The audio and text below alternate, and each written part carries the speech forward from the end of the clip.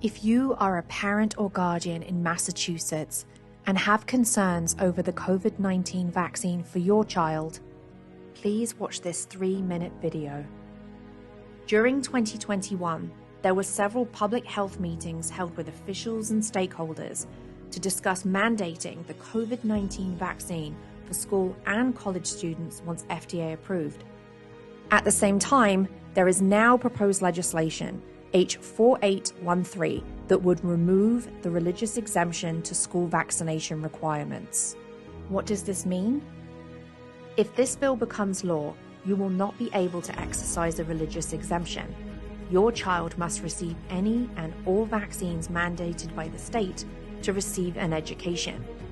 This includes the current schedule and any vaccines added in the future, such as flu or COVID-19.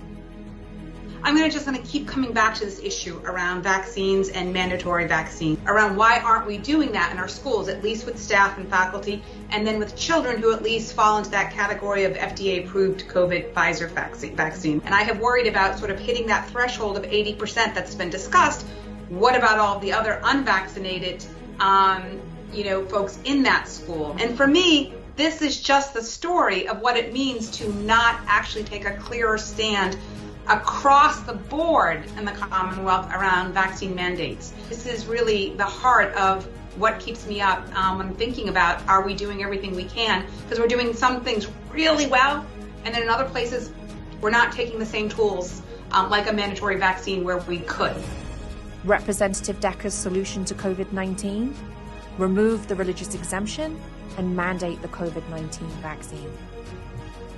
People respond softly at first, and so a stepwise approach to get there so that people don't feel forced from the beginning and don't dig their heels in may be the right public policy approach in certain circumstances, but I do think the logic is certainly there.